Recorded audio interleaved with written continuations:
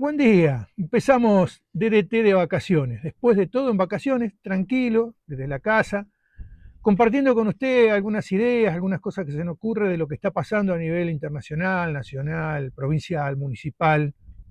Cuestiones que me gusta compartir, esperando el después de todo 2026, que ya lo haremos en el estudio de streaming, como lo veníamos haciendo, pero para no perder el entrenamiento, compartimos este momento con ustedes. En primer lugar, una cuestión internacional que me tiene como asombrado, ¿no? Que me preocupa. Me escribía un amigo ayer que no puede entender lo que está pasando en Estados Unidos, sobre todo en donde es el centro de lo que está pasando, que es en Minnesota, en Minneapolis, donde el gobierno federal, a través de esa policía que tiene de casa, que era para terroristas y ahora la convirtieron en casa antimigración, está cazando a la gente, cazando, así como lo escucha, se hacen protestas, matan gente, se enfrenta esa fuerza con del gobierno federal, con la fuerza estatal.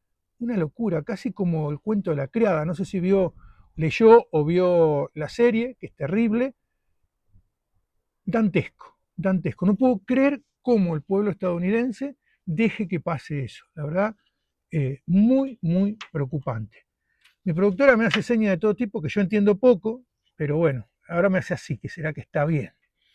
Bien, nada, eso es una parte internacional, simplemente para decir lo que me ocupa, lo estoy buscando mucho, lo estoy mirando, por suerte YouTube nos da muchas imágenes, se pueden mirar los canales de Estados Unidos, los noticieros, y ahí algo se ve. Pero vayamos a nuestro país. Ahí anduvo Milei por Davos dando clases que no se entendió nada, pero a mí me tiene preocupado porque empieza en febrero, eh, empieza el Senado y diputados empiezan a debatir la reforma laboral. Y la reforma laboral realmente es una reforma que está hecha pensada en la necesidad de las grandes empresas y no pensada en la necesidad de las micropymes. Y uno podría decir, bueno, pero por ahí si las grandes empresas andan bien, el país. Y la verdad que yo dudo de eso. Yo creo que las grandes empresas ya tienen su negocio armado y lo que uno tiene que fortalecer si hay una reforma laboral es que más gente ingrese al mundo del trabajo formal y eso se hace a través de las pequeñas empresas, porque la gente que hoy está en la informalidad es gente que no va a acceder fácil a una gran empresa, sino que va a acceder primero a las pequeñas y grandes y ahí habría que poner el acento en las bajas tributarias, en todas estas cuestiones que no se está haciendo. Había un informe muy interesante que leí ayer, que salió en el Diario de la Nación, de un periodista, Jorge Liotti, que manifestaba con números cómo va creciendo el sector informal. Lo que más ha crecido en estos años en la Argentina, no solo en el periodo de Milei, sino en los últimos años, es el trabajo informal, pero con una característica. No es el trabajo informal de, de aquel que es asalariado informal, el que trabaja en negro en una pyme, en una empresa. De eso hay, pero sigue siendo estable, ese es más o menos siempre el mismo. Ha crecido el trabajo informal, el trabajo negro del independiente, del que hace la changa, del que hace trabajos particulares, que está totalmente informal. ¿Y por qué crece eso? Y porque no hay trabajo asalariado, cada vez hay menos trabajo asalariado, 120.000 puestos de trabajo formal se perdieron en la era de Milei. 120.000 en el sector privado, 80.000 en el sector estatal. ¿Y dónde va a parar a esa gente? Y esa gente va a parar al sector informal, que se va llenando de personas ofreciendo trabajos y que en algún momento, como pasó en los 90, eso colapsa. Y si uno ve los números, eso ya está pasando en las plataformas. Vio que dice, bueno, se mantiene el 6,6% de su ocupación porque la gente que se queda sin trabajo se pasa muchos a cualquier trabajo informal, pero muchos van a plataformas, ¿qué quiero decir? A Uber, a Rappi, a todo eso que va creciendo. Bueno, tuvieron el crecimiento más grande que nunca han tenido, casi 12.000 en estos últimos años, 12.000 personas más trabajan en el último año, 12.000 personas más trabajan en plataformas como Rappi. Es una locura, pasaron de 30.000 a 40.000 trabajadores, eso va a saturar el mercado, en un momento yo estuve en Buenos Aires el otro día y cada tanto voy por temas de trabajo y veo cómo va bajando el precio del Uber. Ahí se combate la inflación. ¿Y por qué baja? Porque se va llenando de conductores, entonces como hay más oferta, tienen que bajar el precio para conseguir mejor trabajo. Pero la verdad, tenemos un problema. Entonces esta reforma laboral, que solamente puede generar trabajo. La reforma laboral no genera trabajo, puede dar condiciones, pero no genera trabajo. Lo que genera trabajo es la economía. Y si las empresas van cerrando porque la importación sustituye lo que ellas hacen, en el sector industrial sobre todo, hay algunos sectores que le fue bien, pero el sector industrial que da mucha mano de obra no le está yendo bien. Lo que le está yendo bien es la minería, el petrolero, etcétera, que la mano de obra es bastante cerrada ahí. Muy largo, Julieta, se me fue mucho. Bueno, nada, y ya que hablamos de reforma, ojo, ojo, esto lo vengo diciendo desde hace bastante, en Después de Todo, en el programa de radio, ojo que se viene la reforma educativa. El gobierno insiste en la reforma educativa. Y uno debiera celebrar cualquier reforma educativa, porque yo lo que vengo diciendo desde hace mucho, mucho, mucho, que la educación necesita, yo digo la revolución educativa, necesitamos una revolución, necesitamos cambiar los paradigmas educativos para el mundo que estamos viviendo. Pero no es lo que propone el gobierno nacional. El gobierno nacional propone no el mundo que estamos viviendo ni el mundo que viene, sino el mundo que fue. Pretende que cada uno se haga cargo de la educación. Si uno la mira desde afuera, la reforma dice eso, háganse cargo de su educación. Si usted quiere enseñar en la casa, la enseñe. Si tiene dinero, vaya a lo privado, lo público lo dejo de lado. Ya no es el responsable el Estado de la educación, ese es un cambio de paradigma fuerte, que eso lo había resuelto la ley, la famosa 1420, allá en la época de Roca, con Sarmiento como ministro, y como secretario de Educación, para ser correcto, había resuelto eso, el Estado formalizaba la educación. Bueno, se quiere volver para atrás, se le saca todo el financiamiento y se deja librado a lo que cada uno puede hacer. Y ya sabemos que esto pega seguramente en la gente más pobre, que va a tener cada vez menos capacitación, menos formación, y va generando una segregación de la sociedad. Ya está segregada, lo hemos dicho, porque el que puede mandarlo a una buena escuela lo manda, el que puede a una escuela media lo manda, y el que no puede lo manda a una escuela más o menos, y eso ya hace que los chicos vayan creciendo en un ambiente homogéneo, relacionándose con los propios y no en esa interrelación que daba esa educación pública fuerte. Bueno, el gobierno quiere acentuar eso, y a mí me parece que ahí tenemos un problema, que hay que estar muy, muy atentos, porque ahora la necesidad, por ejemplo, de los gobernadores hace que voten cualquier cosa. Yo lo vi ayer, no ayer, la semana pasada lo vi al gobernador de la provincia de Río Negro diciendo que adhería a toda la ley, a la reforma laboral. No puede adherir a la reforma laboral, hay cosas que no van. ¿Pero por qué adhieren? Porque necesitan fondos y con eso los compran. Así que, ojo, ojo con la reforma educativa. Hay que hacer una revolución educativa, pero en el sentido casi opuesto a lo que el gobierno pretende. Ténganlo en cuenta, piénsenlo, léanlo, síganlo, porque es muy grave esto que está pasando. Bien, nos vamos un poquito a la provincia.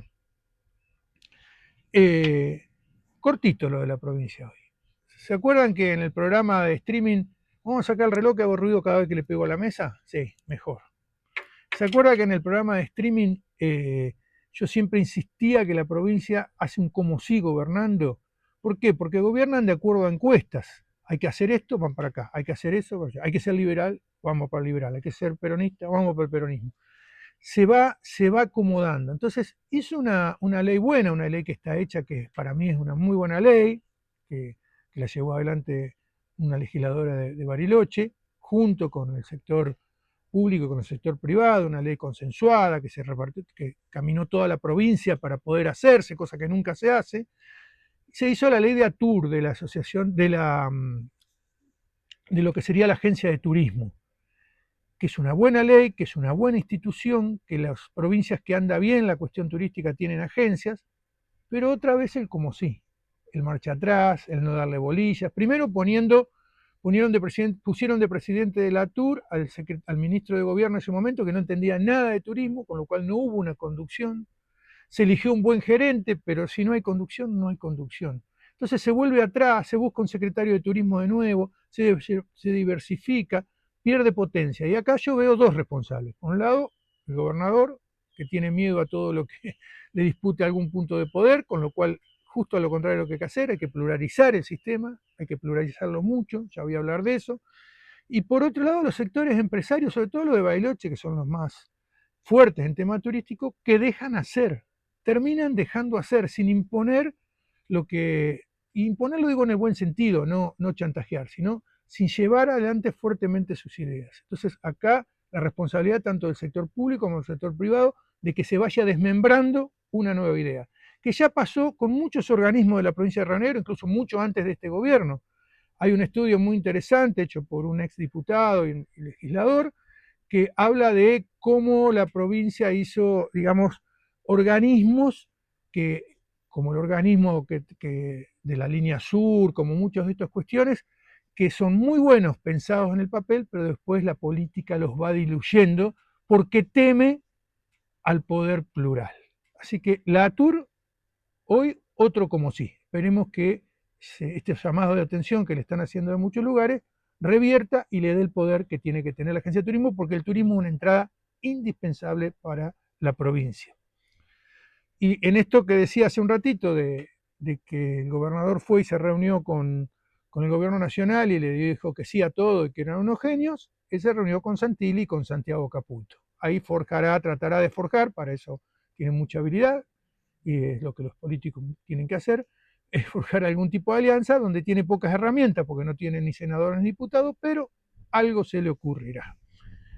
Así que ahora la provincia de Río Negro, dentro de poco, cada vez se va a pintar más de violeta. Como se pintó en algún momento con los colores de masa, que yo no me acuerdo qué eran, se pintará de violeta.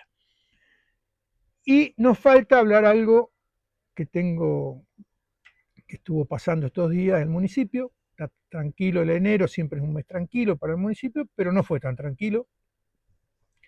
Hubo bastante lío. El Consejo Municipal, en diciembre, no le votó la fiscal y tarifaria al intendente porque era un aumento desmedido. Bueno, hay que verlo, pero realmente era un aumento desmedido. Entonces, ignorando cualquier ley, por resolución sacó un aumento del módulo fiscal que le permite aumentar las tasas, que impacta directamente en cada vecino de Bariloche.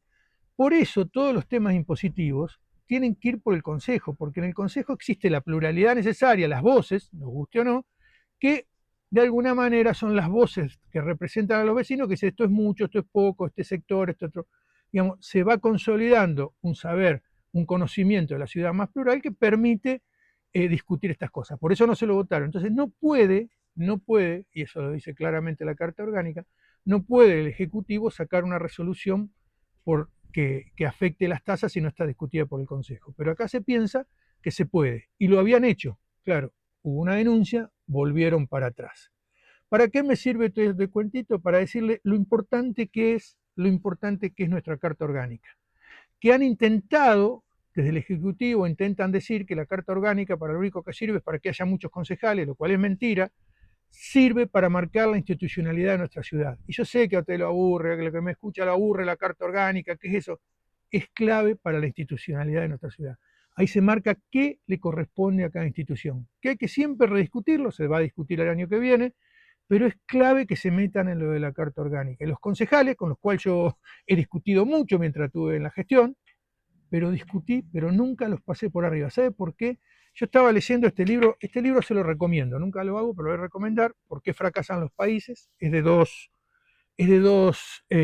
premios Nobel, Acemoglu y Robinson, es muy bueno, y la tesis central de por qué fracasan los países es porque los gobiernos se tienden a ser autocráticos, tienden a ser gobiernos no inclusivos ni política ni económicamente, sino tienden a que los ejecutivos, los reyes, los emperadores gobiernen solos sin la pluralidad de voces. Entonces, por eso mismo es necesario que haya concejales, que haya participación, que haya sistemas de participación. Después los que estamos gobernando nos enojamos, los peleamos, pero tienen que existir. Eso tiene que estar en la conciencia. Eso vale para la provincia, para la nación, para el municipio. ¿Terminamos, Julieta? ¿Se hizo muy largo?